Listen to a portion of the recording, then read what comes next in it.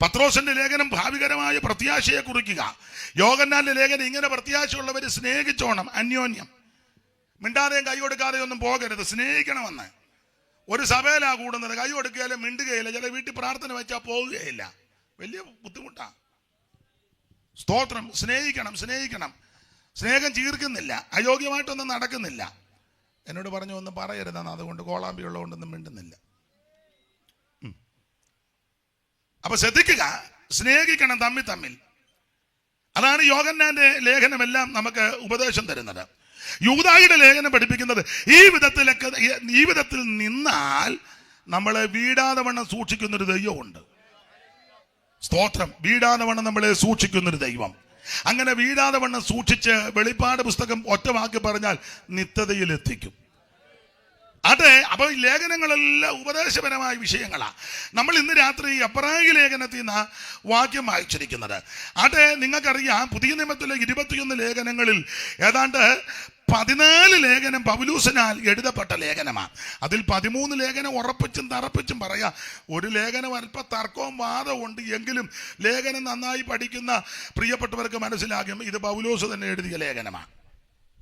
ആ ലേഖനത്തിലെ അധ്യായങ്ങളും അധ്യായത്തിൻ്റെ ഘടനകളും പദങ്ങളും പ്രധാന പദങ്ങളും അതിൻ്റെ പദപ്രയോഗങ്ങളും പഴയ നിയമ പ്രവചന പുസ്തകത്തിലേക്ക് വാക്യ സൂക്തങ്ങൾ എടുത്ത് പൗലോസ് ചില വിഷയങ്ങൾ കോർത്ത് ചേർത്ത് ഇണക്കി ചില വിഷയങ്ങൾ സ്ഥാപിച്ചിരിക്കുന്നത് കൊണ്ട് ഈ എബ്രായ ലേഖനം പഠിക്കുന്ന ഒരു വേദപണ്ഡിതാവിന് മനസ്സിലാകും ഇത് പൗലോസ് തന്നെ എഴുതിയതാ എന്ന്. പറഞ്ഞാൽ ന്യായപ്രമാണത്തെ പറ്റി അഗാധ പാണ്ഡിത്യമില്ലാത്ത ഒരുവന് ഇത് എഴുതുവാൻ അസാധ്യമാണ്. അങ്ങനെയെങ്കിൽ ഗില്ലേലിൻ്റെ കൊച്ചുമകനാകുന്ന ഗമാലിയലിൻ്റെ പാഠപഠത്തിൽ നിന്ന് ന്യായപ്രമാണത്തിൻ്റെ എല്ലാ വശങ്ങളും നല്ല സസൂക്ഷ്മം പഠിച്ച ധന്യനായ പൗലോസിനാൽ എഴുതപ്പെട്ട ലേഖനമാണ് എബ്രായ ലേഖനം. അപ്പോൾ തന്നെ പുതിയ നിയമത്തിലെ 3 ലേഖനം, പൗലോസിന്റെ 14 ലേഖനത്തിൽ 3 ലേഖനങ്ങൾ തർജ്ജന ലേഖനങ്ങളാണ്. ഗലാത്യ ലേഖനം, കൊരിന്ത് ലേഖനം, എബ്രായ ലേഖനം, 3 തർജ്ജന ലേഖനമാണ്. ഞാൻ എപ്പോഴും പറയും ഈ 3 ലേഖനം തർജ്ജന ലേഖനമാകാൻ നാടൻ ഭാഷ പറഞ്ഞ 3 പെശകിനെതിരെയുള്ള ലേഖനമാണ്. 3 പെശക്. അത് 1 ഉപദേശ പെശക്, 2 ജീവിത പെശക്, 3 വിശ്വാസ പെശക്. ഗലാത്യ ലേഖനം ഉപദേശ പെശകിനെതിരെയുള്ള ലേഖനമാണ്. കൊരിന്ത് ലേഖനം ജീവിത പെശക് കണ്ടവരെ കറക്റ്റ് ചെയ്യാൻ എഴുതിയ ലേഖനമാണ്. എബ്രായ ലേഖനം വിശ്വാസത്തിൽ പെശക് സംഭവിച്ച എബ്രായ ക്രിസ്ത്യാനികളെ വിശ്വാസത്തിൽ ഉറപ്പിക്കാൻ എഴുതിയ ലേഖനമാണ് എബ്രായ ലേഖനം. ഗലാത്യ ലേഖനം നമുക്കറിയാം ഉപദേശ പെശക. കാരണം ഗലാത്യ വിശ്വാസികളുടെ ഇടയിൽ, സഭയ്ക്കിടയിൽ ഈ നുഴഞ്ഞു കയറ്റക്കാർ നുഴഞ്ഞു വന്നെന്നാണ് എഴുതിയേക്കുന്നത്. നുഴഞ്ഞു വന്നെന്ന് വായിച്ച 2-ാം അധ്യായത്തിന്റെ 4-ാം വാക്യം വായിക്കാം. 2:4. അച്ചായൻ വായിക്കുന്നതിൽ എനിക്ക് സങ്കടമായി. എന്നാലും ജെയിംസ് വാസാണോ വായിക്കുന്നത്? ആരെങ്കിലും വായിച്ചതാ? ദൈവത്തിന് മഹത്വം. അതോ 2:4. അതോ നുഴഞ്ഞു വന്ന കള്ള സഹോദരന്മാർ നിമിത്തമായിരുന്നു അവർ നമ്മെ അടിമപ്പെടുത്തേണ്ടതിന് ക്രിസ്തുവേശുവിൽ നമുക്കുള്ള സ്വാതന്ത്ര്യം ഒറ്റുനോക്കുവാൻ. ഈ പദമാണ് യൂദായും കൊടുത്തിരിക്കുന്നത്. യൂദാ 3 ഒന്ന് വായിച്ചോ ജെയിംസ് മാസ്റ്ററെ. യൂദാ 3:4 വായിച്ചു. അപ്പൊ ഒന്നുകൂടെ ഒന്ന് മനസ്സിലാകും. അവിടെ നുഴഞ്ഞെന്നൊരു പദമുണ്ട്. ഫാൻ ഉള്ളത് കൊണ്ട് താളം നിൽക്കുകയല്ല.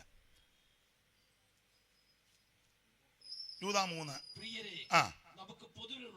പ്രിയരെ, നമുക്ക് പൊതുവിലുള്ള രക്ഷയെക്കുറിച്ച് നിങ്ങൾക്ക് എഴുതുവാൻ സകല പ്രയത്നവും ചെയ്യൽ വിശുദ്ധന്മാർക്ക് ഒരിക്കലായി പരമേൽപ്പിച്ച വിശ്വാസത്തിന് വേണ്ടി പോരാടേണ്ടതിനെ പ്രബോധിപ്പിച്ചെഴുതുവാൻ ആവശ്യമെന്ന് എനിക്ക് തോന്നി. നമ്മുടെ ദൈവത്തിന്റെ കൃപയെ ദുഷ്കാമവൃത്തിക്ക് ഹേതുവാക്കി ഏകനാഥനും നമ്മുടെ രക്ഷിതാവുമാകുന്ന യേശുക്രിസ്തുവിനെ നിഷേധിക്കുന്ന അഭക്തരായ ചില മനുഷ്യർ നുഴഞ്ഞു വന്നിരിക്കുന്നെന്ന. അപ്പൊ ഇവിടെയും കൊടുത്തിരിക്കുന്ന പദം നുഴഞ്ഞു വന്നെന്ന. ഗലാത്യ ലേഖനത്തിനും കൊടുത്തിരിക്കുന്നത് നുഴഞ്ഞു കയറ്റക്കാർ സഭയെ വരുന്നത് സഭയ്ക്ക് ഗുണം വരുത്താനല്ല, സഭ മുടിക്കാൻ വരുന്നതാണ്. ഇന്ന് രാത്രി ഇവിടെ വന്നിരിക്കുന്ന ആരും നുഴഞ്ഞു വന്നതല്ല. പിന്നെ താമസിച്ച് വരുന്നവരാരും കാണണമെന്ന് പറഞ്ഞ് ഇങ്ങനെ പോകുന്നത് കാണാം. അത് നശിപ്പിക്കാൻ വന്നതല്ല, ആരും അറിയരുത്. പമ്മിയുടെ ഞാൻ കണ്ട് കയറി പോകുന്നത് അങ്ങനായി നുഴഞ്ഞു വരുന്നത്. അപ്പോൾ പേപ്പറൊക്കെ എടുക്കുമ്പോൾ ചില പത്രത്തിൻ്റെ ചില ദിവസങ്ങളിലൊക്കെ ഇങ്ങനെ കാണാം വാർത്ത, പലസ്തീൻ സേന നുഴഞ്ഞു കയറി. മനോരമ ചില ദിവസങ്ങളിലൊക്കെ കണ്ടിട്ടുണ്ട് പാകിസ്ഥാൻ സേന നുഴഞ്ഞു കയറി. അപ്പൊ ഈ നുഴഞ്ഞു വരുന്നത് ഗുണം പിടിപ്പിക്കാൻ വരുന്നതല്ല. പാകിസ്ഥാൻ സേന ഇന്ത്യയിലോട്ട്, എൻ്റെ ഭാഷയാ, കാമ്പിമുള്ളിനിടയിൽ കൂടെ നുഴഞ്ഞു വരുന്നത് ഇന്ത്യക്ക് ഗുണം വരുത്താനല്ല, ഇന്ത്യയെ നശിപ്പിക്കാനാ.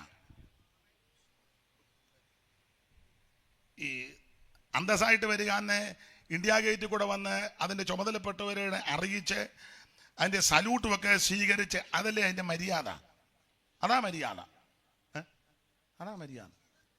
കമ്പിയുടെ ഇടയിൽ കൂടെ വരുമ്പോൾ ഓർത്തോണം, ഇന്ത്യക്ക് ഗുണം. അന്നേരം നിന്നെ കാച്ചിക്കളയും. അതിനൊക്കെ ആൾക്കാരുണ്ട്. അല്ലത് ചെയ്യണം, നുഴഞ്ഞു വരരുത്. ഇന്ന് രാത്രി ഇവിടെ വന്നാൽ നിങ്ങൾ ദൈവദാസന്മാരും ദൈവമക്കളും നുഴഞ്ഞു വന്നവരല്ല. നിങ്ങളെ ക്ഷണിച്ചു, നോട്ടീസ് കിട്ടി, കാര്യങ്ങൾ പറഞ്ഞു, എല്ലാവരും അന്തസ്സായിട്ട് വന്നു. നിശ്ചയിക്കപ്പെട്ടതായ കസേരയിൽ എല്ലാവരും മാന്യമായിട്ട് വരുന്നു. ഇവിടെയും ഇരിക്കുന്നു, അവിടെ ഇരിക്കുന്നു, പാട്ടുകാര്, എല്ലാം അന്തസ്സായിട്ട് വന്നവരാ. ഇവിടെ ആരും നുഴഞ്ഞു വന്നിട്ടില്ല. അതിന്റെ കാരണം പറയാ, നിങ്ങളുടെ ഉദ്ദേശം നല്ല ഉദ്ദേശമാണ്. ഈ നല്ല ഉദ്ദേശമില്ലാത്ത ആൾക്കാരാണ് നുഴഞ്ഞ് കയറുന്നത്. നേരും ചൊവ്വനും വരികയല്ല. അല്ല, നുഴഞ്ഞു വന്ന കള്ള സഹോദരന്മാർ, ഞാൻ ആ ഭാഗമൊന്നും വിവരിക്കുന്നില്ല. ഇങ്ങനെ ദുരുപദേശക്കാർ സഭയ്ക്കകത്ത് നുഴഞ്ഞു വന്നു. പക്ഷേ പൗലോസിന്റെ വാദം, ഇങ്ങനെ ദുരുപദേശക്കാർ നുഴഞ്ഞു വരുമ്പോൾ അടുത്ത പദം ഒന്ന്, അങ്ങനെയുള്ളവർക്ക് ഞങ്ങൾ ഒരു നാഴിക പോലും വഴങ്ങിക്കൊടുത്തില്ലെന്ന. ജെയിംസ് പാസ്റ്റർ ആ പദവും കൂടെ ഒന്ന് വായിച്ചു. ഗലാത്യ ലേഖനം 2-ാം അധ്യായത്തിൻ്റെ 4 മുതൽ താഴോട്ടുള്ള വാക്യം വായിക്കുമ്പോൾ ഒരു നാഴിക പോലും വഴങ്ങിക്കൊടുത്തില്ലെന്നുണ്ട്. 4 മുതൽ വായിച്ചു. അതോ അത് കാറ്റ് ഞാൻ പിടിച്ചു തരാം. കുഴപ്പമില്ല, വായിച്ചു. അതോ നുഴഞ്ഞു വന്ന സഹോദരന്മാർ നിമിത്തമായിരുന്നു. അവർ നമ്മെ അടിമപ്പെടുത്തേണ്ടതിന് ക്രിസ്തുയേശുവിൽ നമുക്കുള്ള സ്വാതന്ത്ര്യം ഒറ്റുനോക്കുവാൻ നുഴഞ്ഞു വന്നിരുന്നു. അടുത്തത്, സുവിശേഷത്തിന്റെ സത്യം നിങ്ങളോടുകൂടെ നിലനിൽക്കേണ്ടത്. അയ്യോ, സുവിശേഷത്തിന്റെ സത്യം. എന്താ സുവിശേഷം? ഒരു കാര്യം പെട്ടെന്ന് പറയാം. എന്തുവാണ് സുവിശേഷം? ആളെ കൂട്ടുകയോ, ബഹളം ഉണ്ടാക്കോ, റോഡ് ബ്ലോക്ക് ചെയ്യുകയോ, നാട്ടുകാരുടെ സൗകര്യം കെടുത്തുകയോ, വണ്ടിയെല്ലാം വേറെ വഴി കൂടെ തിരിച്ചുവിടുന്ന, അതൊന്നുമല്ല സുവിശേഷം. വടിവാള് ചുടറ്റി ആൾക്കാരെ മതത്തിൽ ചേർക്കുക, അതൊന്നുമല്ല സുവിശേഷം. തോക്ക് കാണിച്ച് ഭീഷണിപ്പെടുത്തി ആൾക്കാരെ മതത്തിൽ, അതല്ല സുവിശേഷം. ഭീഷണി അല്ല സുവിശേഷം. ആളെ കൂട്ടുകയല്ല, തത്വസംഹിതകളെ നിരത്തി വെക്കുകയല്ല, വാഗ്ധോരണിയാൽ ആൾക്കാരെ ആകർഷിക്കുന്നതല്ല സുവിശേഷം. സുവിശേഷം എന്ന് പറയുന്നത് മതം മാറ്റുകയല്ല, സഭ മാറ്റുകയല്ല, സംഘടന മാറ്റുകയല്ല. സുവിശേഷം എന്ന് പറഞ്ഞാൽ ഒരു വ്യക്തിയാ. അത് മറ്റാരുമല്ല, നമുക്കറിയാം, നസറയനാകുന്ന യേശു ക്രിസ്തു. തിമോഥെയോസിന്റെ 2-ാം ലേഖനം 2-ാം അധ്യായത്തിന്റെ 8 മുതലുള്ള വാക്യം നമുക്ക് മനപാഠമാ. അതുകൊണ്ട് വായിപ്പിക്കുന്നില്ല. ദാവീദിന്റെ സന്തതിയായി ജനിച്ചു മരിച്ചിട്ട് ഉയർത്തെഴുന്നേറ്റ യേശു ക്രിസ്തുവിനെ ഓർത്തുകൊള്ളുക. അതാകുന്നു ഞങ്ങളുടെ സുവിശേഷം. ഇന്ന് രാത്രി എന്നെ കേൾക്കുന്ന സഹോദര, സഹോദരി, സ്നേഹിതരെ, പ്രിയപ്പെട്ടവരെ, മതം മാറ്റമല്ല, മനം മാറ്റമല്ല, സഭ മാറ്റുകയല്ല, നാട്ടുകാരുടെ സൗകര്യം കെടുത്തുകയല്ല, മറ്റുള്ളവർക്ക് അസ്വസ്ഥത ഉണ്ടാക്കുകയല്ല. സുവിശേഷം എന്ന് പറഞ്ഞാൽ ഒരു വ്യക്തിയാണ്. അത് മറ്റാരുമല്ല, നസറയനാകുന്ന Yesu Kristu. Praise the lord, praise the Lord.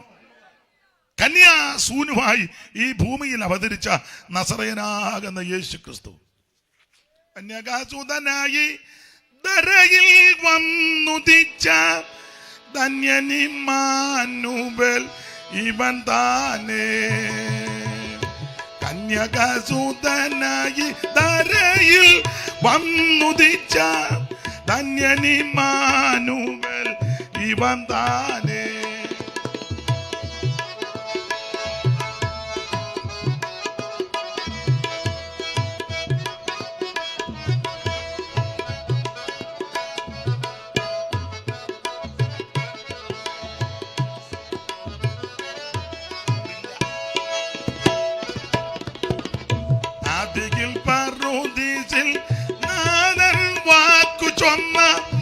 നാരികിൻ സന്തതി ബന്ധാനേ.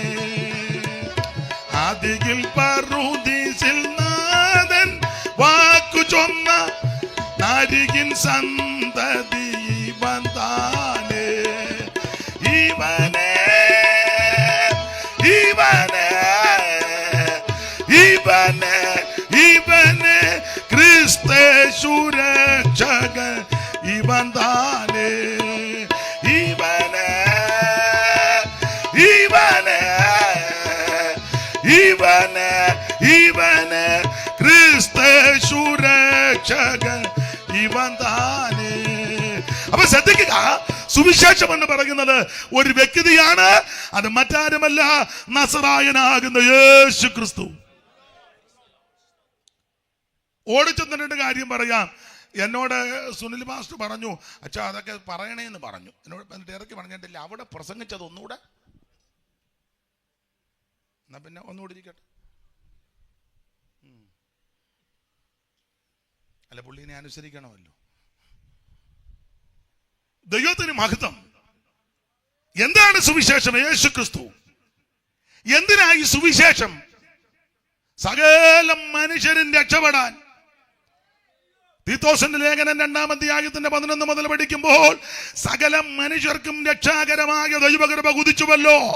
നാം ഭാഗ്യകരമായ പ്രത്യാശയ്ക്കായിട്ടും മഹാദൈവവും നമ്മുടെ രക്ഷിതാവുമാകുന്ന യേശുക്രിസ്തുവിന്റെ തേജസ്സിന്റെ പ്രത്യക്ഷതയ്ക്കായി കാത്തും കൊണ്ട് ഭക്തികേടും പ്രപഞ്ചമോഹങ്ങളും വർജിച്ചിട്ട് ഈ ലോകത്തിൽ സുബോധത്തോടും നീതിയോടും ദൈവഭക്തിയോടും കൂടെ ജീവിച്ചു പോരേണ്ടതിന് അത് നമ്മെ ശിക്ഷിച്ച് സുവിശേഷം സകല മനുഷ്യരും രക്ഷപ്പെടാനാ. രക്ഷപ്പെട്ട് കഴിയുമ്പോൾ ഓർത്തോണം, സുബോധം ഉണ്ടായിരിക്കണം. സുബോധത്തോടെ സുബോധം അങ്ങനെ ജെയിംസ് മാസ്റ്റർ, സുബോധം എന്നൊരു മതമുണ്ട്, ഉണ്ട്. അതിന് അങ്ങനെ സുബോധം ഒന്നിനും സുബോധമില്ല. സുബോധം ഒരെണ്ണത്തിനും ഇല്ല. സഭയോടാ ഇത് പറയുന്നത്. ഒന്നിനും സുബോധമില്ലെന്നേ. ആർക്കൊക്കെയാ സുബോധമില്ലാത്ത? ഒന്ന് വായിച്ചു, ഇടയ്ക്ക് കയറി പറയാം. 2:1 വായിര്. തീത്തോസ് 2:1. നിങ്ങളെന്നെ ഒന്ന് സഹായിക്കണേ. നീയോ പത്യോപദേശത്തിന് ചേരുന്നത് പ്രസ്താവിക്കുക. വൃദ്ധന്മാർ നിർമ്മലവും ഗൗരവവും. അപ്പം വൃദ്ധന്മാർക്ക് സുബോധമില്ല. ഒറ്റ വാക്കി പറഞ്ഞ അപ്പന് സുബോധം. 60 കഴിഞ്ഞാൽ എല്ലാവരും അല്ല, 60 കഴിഞ്ഞാൽ ചിലതിന് സുബോധം ഇല്ല. പാടാൻ പറഞ്ഞാൽ പ്രാർത്ഥിക്കും, പ്രാർത്ഥിക്കാൻ പറഞ്ഞാൽ പാടും, ചുരുക്കി പ്രാർത്ഥിക്കാൻ പറഞ്ഞാൽ നിർത്തത്തുമില്ല. സുബോധമില്ലെന്ന് ചിലതിന്, എല്ലാവരുടെയും കാര്യമല്ല. ഞാൻ വളരെ ബഹുമാനിക്കുന്ന ഒരു കാര്യം കഴിഞ്ഞ ദിവസവും ഞാൻ പറഞ്ഞു, നമ്മുടെ ഇന്ത്യ പെന്തക്കോസ്ത് ദൈവസഭയ്ക്ക് അഭിമാനകരമായി പറയാൻ ധാരാളം കർത്തൃദാസന്മാരുണ്ട്. ചിലരൊക്കെ കടന്നുപോയി, ചിലരെ ദൈവം ശേഷിപ്പിച്ചു. അതിൽ ഞാൻ എപ്പോഴും പറയും, നമ്മുടെ അടൂരിലെ ബെഞ്ചമിൻ വർഗീസ് അവറുകൾ എന്ത് സുബോധത്തോടും പരിജ്ഞാനത്തോടും പ്രാർത്ഥിക്കുന്നത്. യോഗമൊക്കെ കഴിയുമ്പോൾ ഒന്ന് പ്രാർത്ഥിക്കാൻ കൊടുത്താൽ എന്ത് നല്ല ഞാൻ ഒത്തിരി അദ്ദേഹത്തെ ഉള്ളുകൊണ്ട് ബഹുമാനിക്കുന്ന ആളാണ്. നല്ല സുബോധമാണ്. എന്നാൽ വേറെ ചിലരെ കൊണ്ടൊരു സുബോധം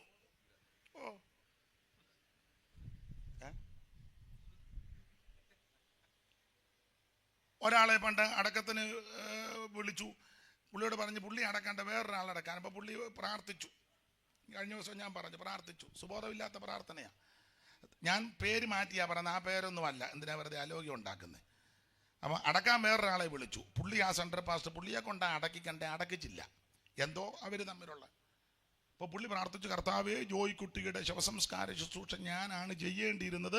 എന്തുകൊണ്ടോ എന്നെ മാറ്റി വെച്ച് ഇന്നയാളെന്നെ വിളിച്ചു. എന്താണെന്ന് ഞാൻ വന്നവരും കൂടെ അറിഞ്ഞു.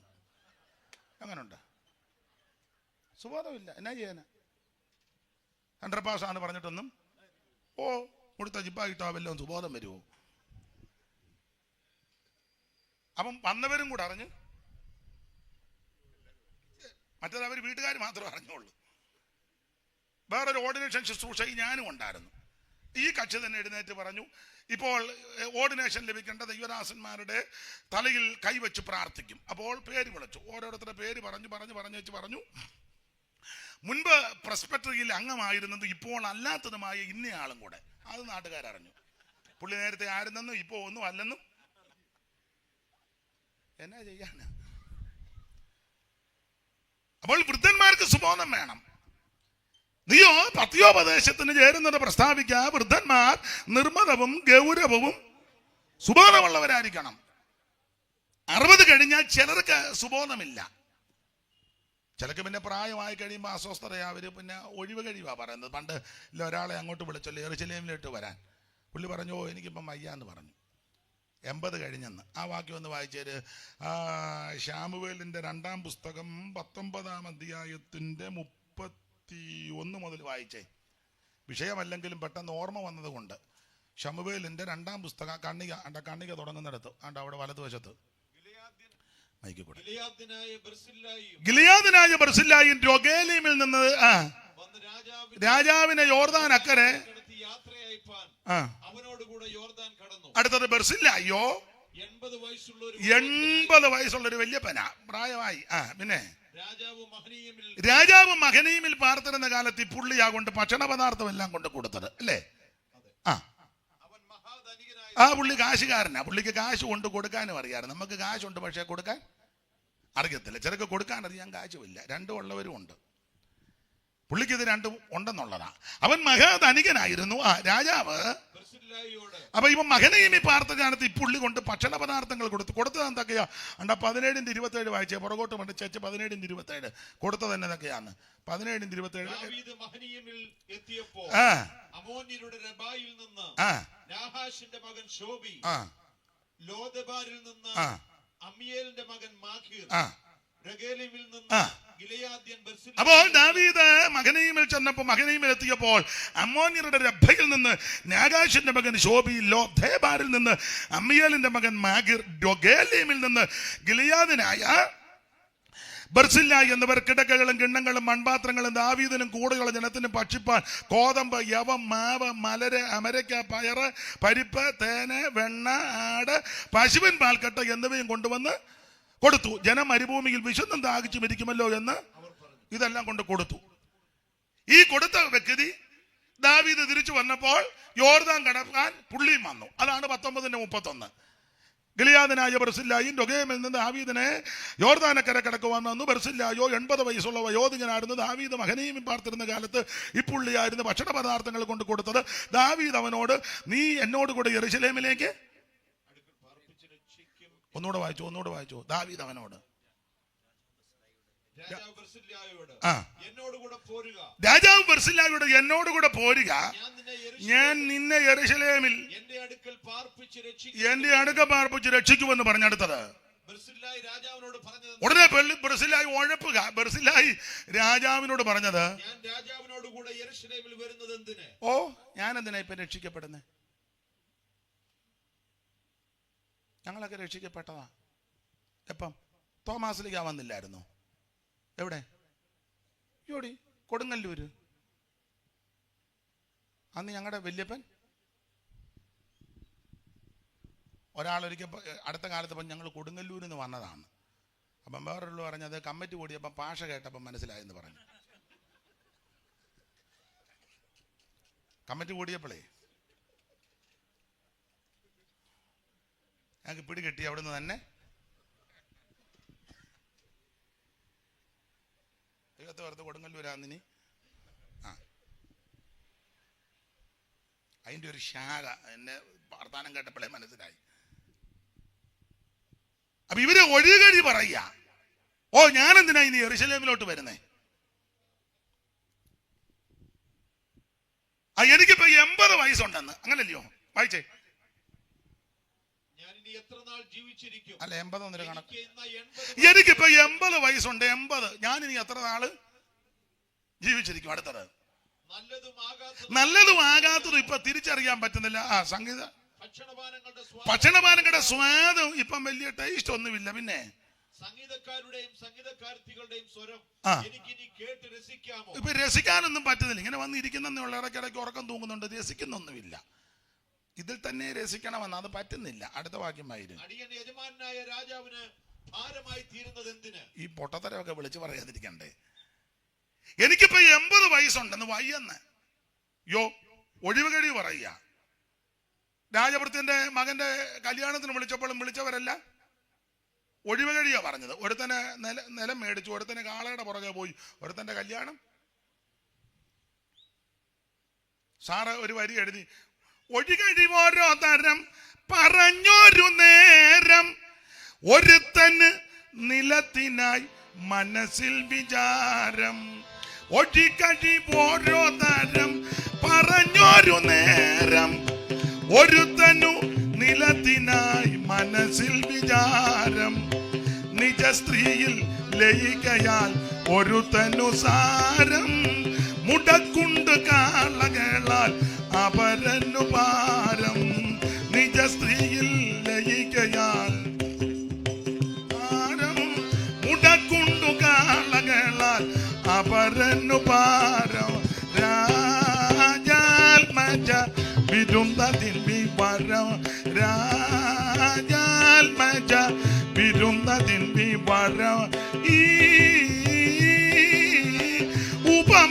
മകസാര രാജാൽമജ വിരുന്നതിൻ വിവരം.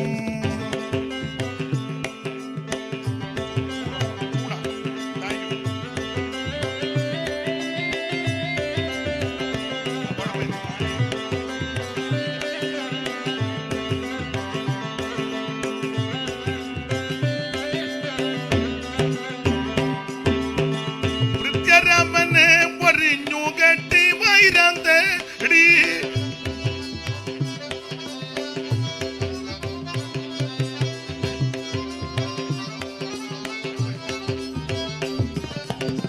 വൃത്യരാമനെ വരിഞ്ഞു കെട്ടി വൈരം തേടി പട്ടണത്തിനു പുറത്ത് മതിലിങ്ക കൂടി ഒട്ടുമട്ടി കാണാതുള്ള കൂരിട്ടിൽ പേടി പെട്ട് നരകത്തിൽ താഴ തള്ളിയു വച്ചോടി രാജാൽമജ വിരുന്നതിൻ വിവരം. രാജാൽമജ വിരുന്നതിൻ വിവരം. ഈ ഉപമയോ മകസാരം രാജാൽമജ വിരുന്നതിൻ വിവരം. അപ്പൊ ശ്രദ്ധിക്കുക, ഇവരെല്ലാം ഒഴിയുകടി പറയുക. 80 വയസ്സുള്ള പുള്ളിയെ വിളിച്ചപ്പോൾ പുള്ളി പറയുക, എനിക്കിപ്പോ 80 ഉണ്ട്, നല്ലതുമാകാത്തതൊന്നും തിരിച്ചറിയാൻ മേല, ഭക്ഷണപാനങ്ങളുടെ സ്വാദൊന്നും ഒക്കത്തില്ല, സംഗീതക്കാരുടെയും സംഗീതക്കാരുടെയും പാട്ടൊന്നും കേട്ടിപ്പോ രസിക്കാനും ഒക്കുന്നില്ല, ഞാൻ യജമാനന് ഭാരമാകുമെന്ന്. ആരാ പറഞ്ഞേ? ബ്രസിലായി 80-കാരൻ. നിങ്ങൾക്ക് വചനത്തിലൊക്കെ തിട്ടമുള്ള ആദരണീയ കർത്തദാസന്മാരാ. 80-കാരൻ ഒഴിവുകടി പറഞ്ഞു വയ്യ. ഓ അന്നേരം ആണ്ട 85-കാരൻ പറയാം, അന്നത്തെ വില എനിക്ക് ഇന്നും ഉണ്ടെന്ന്. മോശ എന്നെ അയച്ചത് അന്നത്തെ ആരോഗ്യവും ബലവും. 85-കാരൻ 80-കാരൻ പരുവക്കേടായി. 85-കാരൻ പറയാ 40-ലാണ് ഞങ്ങൾ ഇങ്ങോട്ട് ഇറങ്ങി ഇങ്ങോട്ട് വന്നത്. ഇപ്പം 45-ൽ ഇറങ്ങി വന്ന് 40 വർഷം ആമൻ ചെയ്തു, വേല ചെയ്തു. അന്നത്തെ ആരോഗ്യം എനിക്ക് ഇന്നുമുണ്ട്. പടയ്ക്ക് പോകാനും പട കൂടാനും പട മുറുക്കാനും ആമിന് ഒക്കെ നല്ല ബലമാ. അമാലേക്കനൊന്നും എനിക്ക് വിഷയമല്ല, അനാക്കൻ എനിക്ക് വിഷയമല്ല, ഹെബ്രോ മലയൊന്നും എനിക്ക് വിഷയമല്ല, കിരിയത്ത് അർബയും എനിക്ക് വിഷയമല്ല. അന്നത്തെ ആരോഗ്യം എനിക്ക് ഇന്ന് ഉണ്ടെന്ന്. ഇന്ന് രാത്രി ഈ അനുഭവം ഉള്ളവരെ ഓർത്ത് ദൈവത്തെ സ്തുതിക്കുക. ശരീരത്തിന് ക്ഷീണം കാണും, രോഗപീഠകളൊക്കെ കാണും, പക്ഷെ ആത്മാവിലൊരു ക്ഷീണവും കാണരുത്. അന്നത്തെ ആരോഗ്യം ഇന്നും ഉണ്ടായിരിക്കണമെന്ന്. Praise the Lord. അത് നമ്മുടെ വിഷയത്തിൽ വരെ. അപ്പം പ്രായമുള്ള അപ്പച്ചന് സുബോധമില്ല. അതാ തീത്തോസ് 2 അവിടെ വായിനി. ഇതെല്ലാം വിട്ട് നമ്മൾ സമയമില്ലാത്തതുകൊണ്ട്. തീത്തോസ് 2 നീയോ പത്യോപദേശത്തിന് ചേരുന്നത് പ്രസ്താവിക്കാൻ വൃദ്ധന്മാർ നിർമ്മലവും ഗൗരവവും സുബോധമുള്ളവരായിരിക്കണം. വൃദ്ധന്മാർക്ക് നിർമ്മലവും ഗൗരവമൊക്കെ വേണം, സുബോധം. അപ്പം വൃദ്ധന്മാർക്ക് സുബോധമില്ല, അതുകൊണ്ട് ആ സുബോധം വേണമെന്ന്. അപ്പം അപ്പച്ചന്മാർക്ക് സുബോധമില്ലെന്ന് പറഞ്ഞപ്പോൾ അമ്മച്ചിമാരെ പറഞ്ഞ് എൻ്റെ ഭാഷയെ ഒന്നുകൂടെ പാസ്റ്റേന്ന് വിളിക്കുന്ന ഭാഷയെ ഒന്നുകൂടെ പറ. ഈയിടെ ആയിട്ടാക്ക് ഒരു ബോധവും ആണ്ട് വന്നിരിപ്പോണ്ട് ഭാഷ ശരിക്ക് പറഞ്ഞു കൊടുക്കുക, കേട്ടേച്ച് പോട്ടെ. ബോധമില്ല പാസ്റ്റേ, സുബോധമൊന്നും ഇല്ല. ഞങ്ങൾ ഈയിടെയും പറഞ്ഞ അച്ചായനേടി പഴയതുപോലെ സുബോധമൊന്നും. ഈ പരിശുദ്ധാത്മാവിന് തെറ്റ പറ്റത്തില്ല. അന്നേരം അടുത്ത വാക്യം വായിച്ചേ, 4. നന്നായിട്ട് വായിക്കണം, നന്നായിട്ടൊന്ന് വായിക്കും.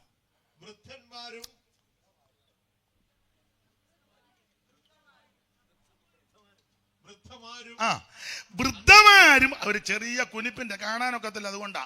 ഈ വെട്ടത്തോട്ടിരിക്കുകയായിരുന്നെങ്കിൽ ഇനിയിപ്പോൾ അവിടെ ഇരിക്കും, അത് കുഴപ്പമില്ല, ഞാൻ തിരുത്തിക്കോളാം. എന്നാലും എന്നെ സഹായിക്കുന്നില്ല, വലിയ കാര്യം. എനിക്കും തെറ്റ് പറ്റിയിട്ടുണ്ട്, കൊള്ളാം. നിങ്ങൾ കിളിക്കുവൊന്നും വേണ്ട, പാവം വായിച്ചു തന്നതല്ലേ ഈ മാന്യ ദൈവ. പിന്നെ കണ്ണും വെട്ടമെല്ലാം കൂടെ അടിച്ച് അങ്ങനെയുടെ കണ്ണ് പോകാൻ ചെയ്തത് തന്നെ ദൈവത്തിൻ്റെ കൃപ. നിങ്ങൾ ചിരിക്കരുത്, നിന്നെ കൊണ്ട് ഞാൻ വായിപ്പിക്കും കേട്ടോ. നീ ചിരിച്ച ഈ ദൈവദാസൻ സഹായിച്ചു തരുന്നല്ലോ, വലിയ കാര്യം. അയ്യോ എനിക്കും തെറ്റ് പറ്റിയിട്ടുണ്ട്. പണ്ട് KK മാത്യു ഉണ്ടിയപ്പള്ളി എന്നെ ബൈബിൾ ക്ലാസ് പഠിപ്പിച്ചപ്പോൾ വായിക്കാൻ പറഞ്ഞു, പ്രശംസിക്കുന്നതിനാൽ പ്രയോജനമില്ല എങ്കിലും അത് ആവശ്യമായിരിക്കുന്നത്. ഞാൻ വായിച്ചു കൊടുത്തു, പ്രസവിക്കുന്നതിനാൽ പ്രയോജനമില്ല എങ്കിലും അത്. എൻ്റെ ദൈവമേ, പുള്ളി എന്നെ ഒന്നും പറയണ്ട. അയാൾ പറഞ്ഞത് നിന്നെ സകല പെണ്ണുങ്ങളും തല്ലിക്കൊല്ലുമെന്ന് പറഞ്ഞു. തിരുത്തി വായിക്കടാന്ന് പറഞ്ഞു. എന്നെ എഴുന്നേൽപ്പിച്ചു, തിരുത്തിച്ചു. 100 പ്രാവശ്യം എംപോസിഷൻ. 12-ാം അധ്യായം, 13-ാം അധ്യായം. 100 പ്രാവശ്യം ഇറങ്ങി പോടാന്ന് പറഞ്ഞു ക്ലാസ്സിന് വെളിയിൽ ഇറങ്ങി 100 പ്രാവശ്യം എഴുതിപ്പിച്ചു. പിന്നെ അതിനുശേഷം ഞാൻ വളരെ സൂക്ഷിച്ചേ വായിക്കുമ്പോൾ. എന്നാലും തെറ്റുപറ്റും. എന്നാൽ ഈ മാന്യ കർത്തദാസൻ സഹായിക്കുന്നതിന് നന്ദി. വൃദ്ധമാരും അങ്ങനെ തന്നെ നടപ്പിൽ വൃദ്ധമാരും അങ്ങനെ തന്നെ നടപ്പിൽ പവിത്ര യോഗ്യമാരും ഏഷണി പറയാത്തവരും അപ്പം വൃദ്ധമാരും അങ്ങനെ. അപ്പം അമ്മയ്ക്കുമില്ല സുബോധം. ഇവിടെ സുബോധമില്ലെന്നായി തെളിയിക്കുന്നേ. 2-ാം വാക്യം മുതൽ 2:1 മുതൽ അപ്പന് സുബോധമില്ല. അന്നേരം അമ്മ ഇരുന്ന് പറഞ്ഞ് ഇല്ല പാസ്റ്ററെ ചെവ്വിനെ പറഞ്ഞു കൊടുക്കാൻ. അപ്പം പരിശുദ്ധൻ പറയാം വൃദ്ധമാരും അങ്ങനെ തന്നെ. തള്ളയ്ക്കും സുബോധമൊന്നുമില്ല. അപ്പം കൊച്ചു സഹോദരിമാര് മരുമക്കൾ പറഞ്ഞു എൻ്റെ പൊന്ന് പാസ്റ്ററെ 2-നെയും കൊണ്ട് ഞാൻ 2 കട്ടിലേക്ക് കിടക്കുക എന്നതൊക്കെയാ വിളിച്ച് പറയുന്ന ആർക്ക് 2-നും സുബോധമില്ല. അപ്പൊ പരിശുദ്ധാത്മാവ് 5-ാം വാക്യം വായിച്ച എന്തുവാ പറഞ്ഞ 5 5-ാം വാക്യം 4 മുതൽ വായിച്ചോ. യൗവനക്കാരത്തികളെ 7 കാര്യം പറഞ്ഞിട്ടുണ്ട്. യൗവനക്കാരത്തികളെ ഭർത്തൃപ്രിയമാരും പുത്രപ്രിയമാരും.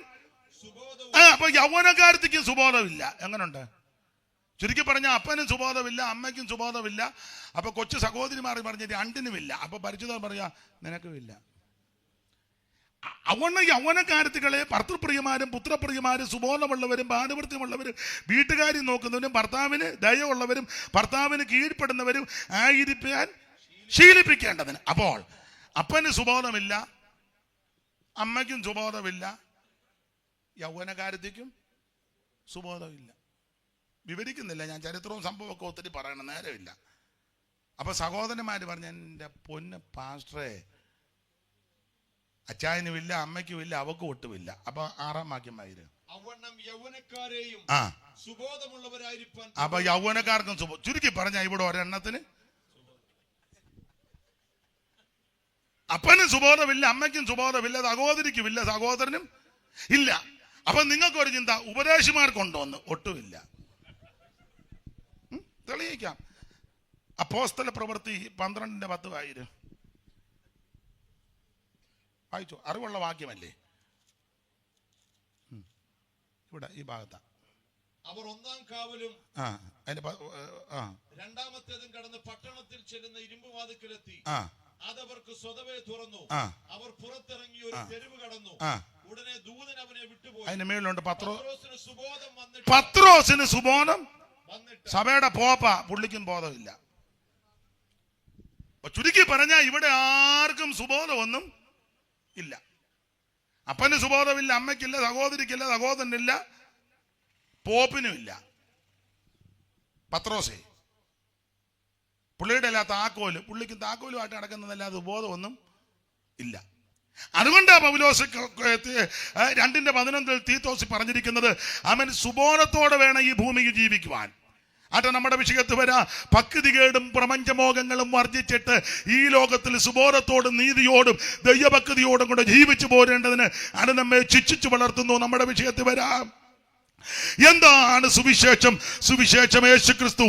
എന്തിനാ സുവിശേഷം? വായിച്ചല്ലോ, സകല മനുഷ്യരും രക്ഷപ്പെടാൻ ഒറ്റ മാർഗം, ഒറ്റ വഴി, ഒറ്റ വാതിൽ, ഒരേ ഒരു വ്യക്തി, നസറായനാകുന്ന യേശുക്രിസ്തു. മറ്റൊരുത്തനും രക്ഷയില്ല. നാം രക്ഷിക്കപ്പെടുവാൻ ആകാശത്തിന് കീഴിൽ മനുഷ്യരുടെ ഇടയിൽ നൽകപ്പെട്ട ഒരേ ഒരു നാമം, യേശുക്രിസ്തുവിന്റെ പരിശുദ്ധ നാമം. അല്ല സുവിശേഷം. ആരാ സുവിശേഷം കേൾക്കേണ്ടത്? എടുത്ത് വായിപ്പിക്കുന്നില്ല. 49-ാം സങ്കീർത്തനം 1 പഠിക്കുമ്പോൾ സകല ജാതികളും ഇത് കേൾക്കണം. ഒരു വിഭാഗക്കാർക്കോ ഒരു സംഘടനക്കാർക്കോ ഒരു സഭക്കാർക്കോ ഒരു വിഭാഗക്കാർക്കോ ഉള്ളതല്ല, സകല മനുഷ്യരും കേൾക്കണം സുവിശേഷം. കേൾക്കാൻ കൊള്ളാവുന്നത് സുവിശേഷമേ ഉള്ളൂ. അവ ചെവിക്ക് കുളിർമ നൽകുന്ന, കർണത്തിന് കുളിർമ നൽകുന്ന ഒരേ ഒരു വാർത്ത, അത് നല്ല വാർത്തയാകുന്ന, ഗുഡ് ന്യൂസ് ആകുന്ന, സദ്വർത്തമാനമാകുന്ന യേശുക്രിസ്തുവിന്റെ സുവിശേഷം എല്ലാവരും കേൾക്കണം. കേട്ടാലുള്ള ഗുണം എന്നാ? കേട്ടാനുള്ള ഗുണമുണ്ട്. ലൂക്കോസിന്റെ സുവിശേഷം 2-ാം അധ്യായത്തിന്റെ 8 മുതൽ 13 വരെയുള്ള തിരുവെടുത്ത് പഠിക്കുമ്പോൾ വായിപ്പിക്കുന്നില്ല, പറഞ്ഞു വിടുക. 1, സുവിശേഷം കേട്ടാൽ ഇരുട്ട് മാറും. 2, സുവിശേഷം കേട്ടാൽ ഭയം മാറും. 3, സുവിശേഷം കേട്ടാൽ നിനക്ക് സന്തോഷമുണ്ടാകും. 4, സുവിശേഷം നമുക്കൊരു രക്ഷിതാവിനെ തന്നിരിക്കുക. ഇന്ന് രാത്രി ജീവിതത്തിന്റെ, കുടുംബത്തിന്റെ, ദേശത്തിന്റെ ഇരുട്ട് മാറ്റുന്ന മാർഗമാണ് സുവിശേഷം. ഇതെല്ലാം വിശദീകരിച്ച് അടുക്കടക്കായിട്ട് ചരിത്ര തെളിവുകളൊക്കെ വെച്ച് പ്രസംഗിക്കുക പതിവ് ഇന്ന് അതിന് മുതിരുന്നില്ല. ദൈവത്തിന് മഹത്വം. കാരണം ചെവിയിലെ വന്ന് സമയം പറഞ്ഞതുകൊണ്ട് അദ്ദേഹത്തെ ചുമതലപ്പെടുത്തിയല്ലോ, കൃത്യസമയത്ത് തന്നെ നിർത്താം. അതുകൊണ്ട് ഞാൻ ഓടിച്ചങ്ങ് പോകുകയാ. ദൈവത്തിന് മഹത്വം. അപ്പൊ ശ്രദ്ധിക്കുക, എല്ലാവരും ഈ സുവിശേഷം കേൾക്കണം. ഈ സുവിശേഷം കേട്ടാനുള്ള ഗുണഗണങ്ങൾ എന്നാ? സുവിശേഷം കേട്ടാൽ എന്ത് സംഭവിക്കും? വാക്യങ്ങൾ എടുപ്പിക്കുന്നില്ല. ഒന്ന്, സുവിശേഷം കേട്ടാൽ മാനസാന്തരം ഉണ്ടാകും. മർക്കോസിന്റെ സുവിശേഷം 1-ാം അധ്യായത്തിന്റെ 14 മുതൽ വായിച്ച്, ആമൻ, സുവിശേഷത്താൽ മാനസാന്തരം, മനസ്സിന് മാറ്റമുണ്ടാകണം. നേരത്തെ ചെയ്തതും പ്രവർത്തിച്ചതും പറഞ്ഞതും ഇച്ഛിച്ചതും ആഗ്രഹിച്ചതും മോഹിച്ചതെല്ലാം അവൻ കളഞ്ഞ് ഒരു പുതിയ വ്യക്തിയായി രൂപാന്തരപ്പെടുക, തിരിഞ്ഞു വരികയാ. അപ്പൊ സുവിശേഷം കേട്ടാൽ നടക്കുന്ന സംഭവം, ഒന്ന് മാനസാന്തരം, 2 സുവിശേഷം കേട്ടാൽ സ്നാനം നടക്കും. വലിയ പള്ളി പോയിച്ച് തിരിച്ചു വരികയാ ഷണ്ണൻ, തേരെ വരിക. ഫിലിപ്പോസിനോട് ദൈവാത്മാ പറഞ്ഞു, നീ ഗസയ്ക്കുള്ള നിർജ്ജന സ്ഥലത്തേക്ക് പോകാൻ. ചെന്നപ്പോ രഥം വരുന്നു, ചേർന്ന് കിടക്കാൻ പറഞ്ഞു. തേര് ചേർന്ന് കിടന്നു. കയറിയിരിക്കാൻ പറഞ്ഞു, കയറിയിരുന്നു. കയറിയപ്പോ പുള്ളി തിരുവെഴുത്ത് വായിക്കുക, മൊബൈലിൽ കളിക്കുകയല്ല.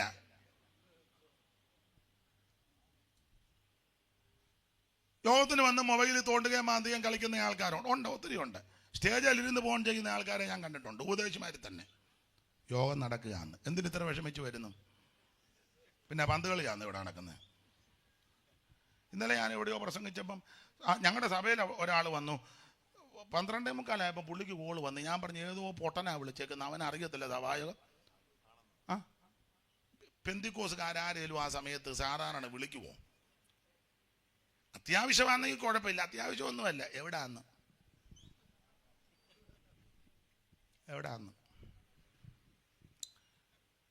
അപ്പൊ ഒരു കാര്യം ഞാൻ എല്ലാവരോടും പറയാം, ആരാധനയ്ക്ക് നീ കയറിയാൽ പിന്നെ ഇത് എടുക്കാതിരിക്കുന്ന നല്ലത്. ഞാനൊരു കാര്യം പറയാം, നിങ്ങൾ യോജിക്കുക. സഭായത്തിന് കയറിയാൽ ഞാൻ തൊടുകയില്ല. ഇന്ത്യൻ പ്രസിഡന്റ് വിളിച്ചാൽ പറയും സഭായം കഴിഞ്ഞേച്ച് വിളിക്കാൻ പറയും.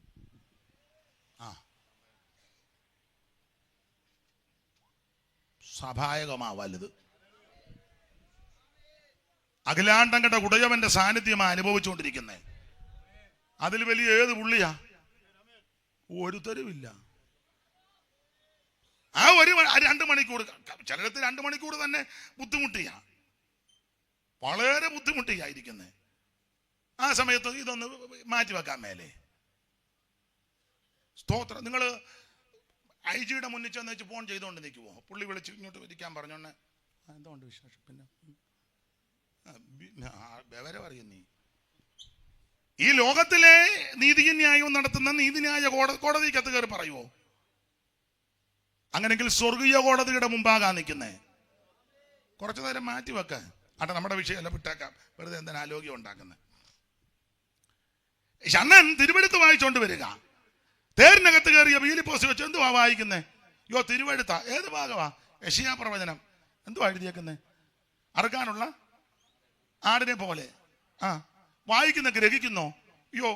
വായിച്ച് വിടുന്നതല്ലാതെ ഒന്നും ഗ്രഹിക്കുന്നില്ല. നമ്മുടെ ആൾക്കാർ വായിച്ചങ്ങ് വിടുന്നതേ ഉള്ളൂ. ഒന്നും പിന്നെ ചിലര് നീട്ടി വായിക്കും, ചിലര് കുറുകയായിട്ട് വായിക്കും. എല്ലാരും വായിക്കുക. ഒരാൾ വായിച്ചു, എഫെസോസ് വെച്ച് മൃദംഗ യുദ്ധം ചെയ്തു. അപ്പൊ ഞങ്ങളുടെ ഒരു പാസ്റ്റർ പറഞ്ഞു, മൃദംഗം മാത്രമല്ല തവല കാണും, നീ ഇനിയും വായിക്കണ്ടെന്ന് പറഞ്ഞു. എഫെസോസ് വെച്ച് മൃഗയുദ്ധം ചെയ്തെന്നുള്ളതാ. വായിച്ചു മൃദംഗ യുദ്ധം വായിച്ചു വിടുകല്ലേ. വേറൊരാൾ വായിച്ചു, എൻ്റെ കടലിൻ്റെ നടുവേ, കുടലെന്നുള്ളതാ. അതിന് കടലേതാ? എൻ്റെ തെറ്റ് ഞാൻ പറഞ്ഞല്ലോ, ഞാൻ വായിച്ച കാര്യം പറഞ്ഞില്ലേ? ചെല്ലു പിന്നെ നീട്ടി വായിക്കും. കർത്താവേ നീ തലമുറയാ ഞങ്ങളുടെ നീട്ടി വായിക്കുന്നതല്ലാതെ ഗ്രഹിക്കുന്നില്ലെന്ന്. വായിക്കുന്നതല്ലാതെ ഗ്രഹിക്കുന്നുണ്ടോ? ഉടനെ മറുപടി, ഒരുവൻ പൊരുള് തിരിച്ചു തരാഞ്ഞാൽ എങ്ങനെ ഗ്രഹിക്കും? ഫിലിപ്പോസ് പൊരുള് തിരിച്ചു കൊടുത്തു. അവിടെ എടുത്തിരിക്കുന്നത് ഈ തിരുവെഴുത്തിനെ അടിസ്ഥാനമാക്കി സുവിശേഷം പറഞ്ഞു. ആ വാക്യം ഒന്ന് വായിച്ചു. ചിലക്ക് സംശയം. 8-ാം അധ്യായത്തിന്റെ 35 മുതലല്ലേ? ഒന്ന് വായിച്ചേ. അപ്പോസ്തല പ്രവൃത്തി 8-ാം അധ്യായത്തിന്റെ 35 മുതൽ കർത്തൃദാസനെ ഒന്ന് വായിച്ച് സഹായിച്ചാട്ടെ. ഫിലിപ്പോസ് തിരുവഴുത്താധാരമാക്കി ഈ തിരുവെഴുത്ത് ആധാരമാക്കി അവനോട് യേശുവിനെ കുറിച്ചുള്ള സുവിശേഷം അറിയിപ്പാൻ തുടങ്ങി. സുവിശേഷം പറയാൻ തുടങ്ങി. സുവിശേഷം.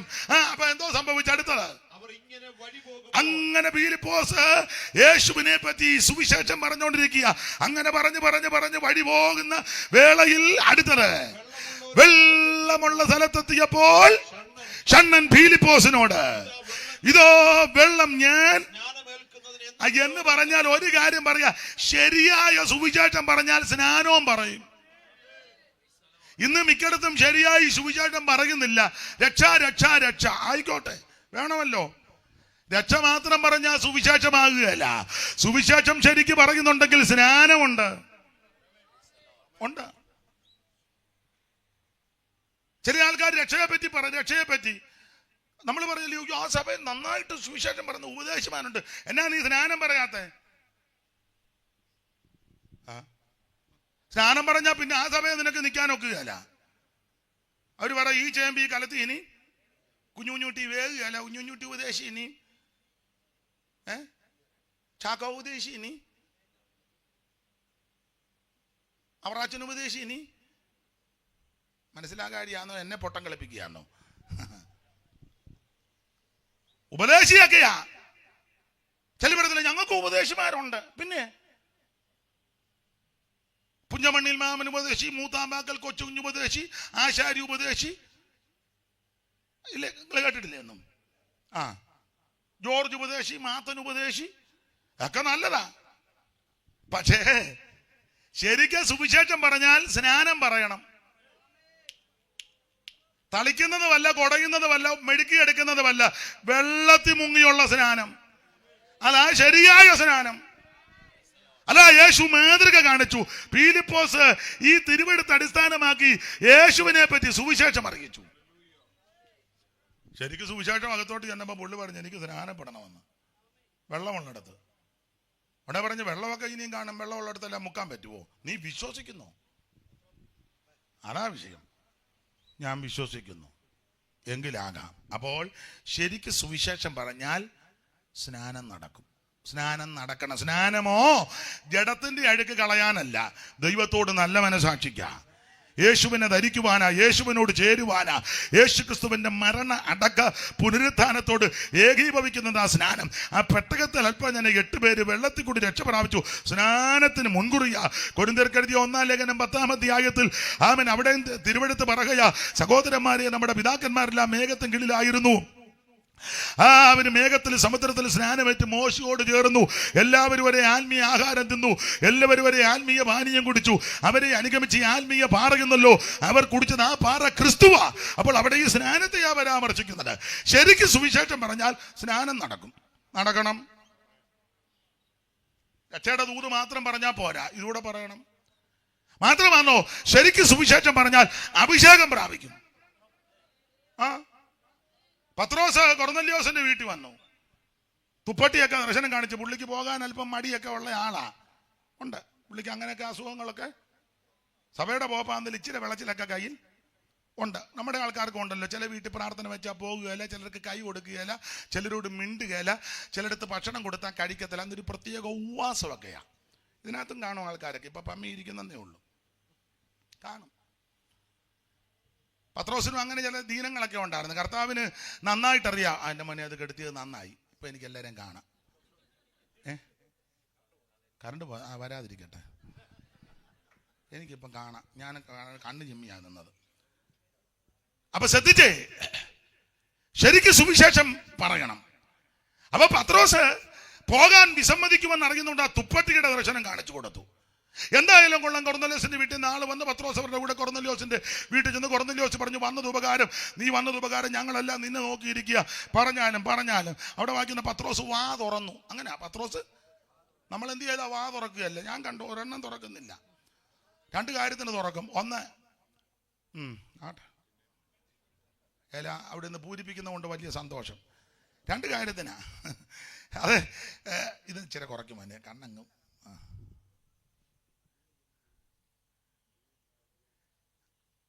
അങ്ങോട്ട് ഇച്ചിരി കൊണ്ടുവന്ന് പരിവക്കേടാ. അപ്പൊ ശ്രദ്ധിച്ചേ, പത്രോസ് വാ തുറന്നെന്നായിരിക്കണം. വാ തുറന്ന് തിരുവചനം പറഞ്ഞു. ഇനി അതിന്റെ 44 വാക്യം വായിച്ചേ. 10-ാം അധ്യായത്തിന് 44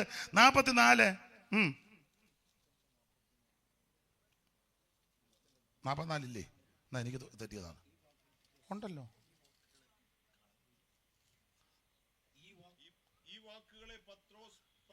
ഈ വാക്കുകളെ പത്രോസ് പ്രസ്താവിക്കുമ്പോൾ തന്നെ വചനം കേട്ട എല്ലാവരുടെ മേലും പരിശുദ്ധാത്മാവ് വന്നു. വന്നേച്ച അനങ്ങാതെ മൃങ്ങാതെ ഇരുന്നല്ല.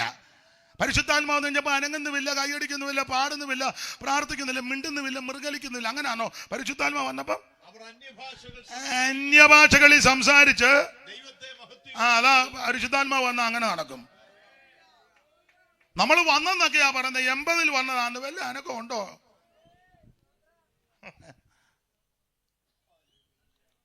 ഞങ്ങളുടെ ഒരു സഭയിൽ വലിയ കാത്തിരിപ്പ്, ഞാൻ എപ്പോഴും പറയുന്ന കാത്തിരിപ്പ് യോഗം നടക്കുക, ഭയങ്കര യോഗം. എല്ലാവരും ആത്മാശക്തിയിൽ നൃത്തം ചെയ്ത ദൈവത്തെ ആരാധിക്കുക. ഞങ്ങളുടെ ഒരു അച്ചായനുണ്ട്, പുള്ളി രസികനും സരസനുമാണ്, എന്നാലും നല്ല മനുഷ്യനാണ്. പുള്ളി എന്ത് ഒന്നുമില്ല, ഇങ്ങനെ നിൽക്കുക, ബാക്കി മുഴുവൻ ആൾക്കാരും നൃത്തം ചെയ്യുക. അപ്പോൾ പുള്ളിയുടെ സഹധർമ്മിണി അപ്പറ സഹോദരിമാരുടെ ഭാഗത്ത് നിന്ന് പുള്ളിനെ ഇടയ്ക്കിടയ്ക്ക് നോക്കുന്നുണ്ട്. അവർക്ക് സങ്കടവും അരിശവും ഒക്കെ നോക്കുന്നുണ്ട്. പുള്ളി ഇങ്ങനെ പിന്നെയും പുള്ളിക്കാർ നോക്കുന്നുണ്ട്. പുള്ളി യോഗമെല്ലാം കഴിഞ്ഞ് വീട്ടിൽ വന്ന് ഞാനും ഉണ്ട്.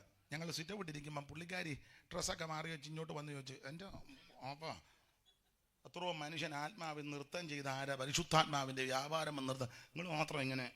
അപ്പോൾ പുള്ളി ചോറും കഴിക്കണം. അത് കഴിഞ്ഞ് അപ്പോൾ ഒരു അലോഹ്യം വേണ്ടെന്ന് ഓർത്ത് പുള്ളി രസകരമായിട്ട് പറഞ്ഞ്, എടീ പരിശുദ്ധാത്മാവിൻ്റെ അത്യന്ത ശക്തി എൻ്റെ മൺകൂടാരത്തിൽ നിന്നിട്ട് എനിക്ക് അനങ്ങാൻ മേലായിരുന്നു.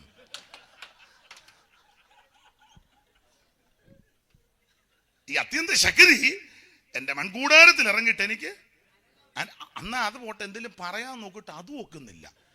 നിങ്ങൾക്ക് അത്രയും കുഴപ്പം വന്നില്ലോ, നിങ്ങൾക്കൊക്കെ പറയുകയും ചാടുകയും ചെയ്യും. എനിക്കിത് രണ്ടും ഒക്കുകയില്ലായിരുന്നു.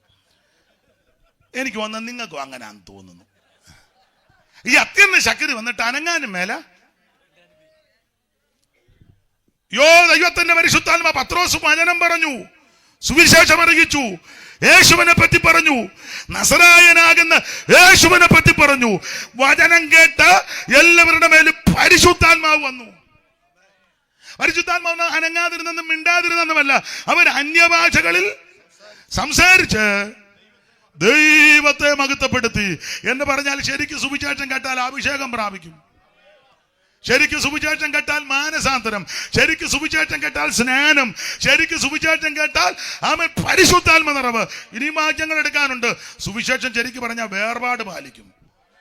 ലോകത്തിൽ നിന്ന് വേർപെട്ടു പോകുന്ന കാര്യമല്ല. പാപത്തോടും ലോകത്തോടും ലോക ഇമ്പങ്ങളോടും ആഡംബരങ്ങളോടും ഒക്കെയുള്ള വേർപാട് പാലിക്കുമെന്നാ പറഞ്ഞതിന്റെ അർത്ഥം. ഞാനും നിങ്ങളും കേട്ടത് ശരിയായ സുവിശേഷമാണോ എന്ന് തന്നെത്താൻ ഇന്ന് രാത്രി ശോധന ചെയ്യേ.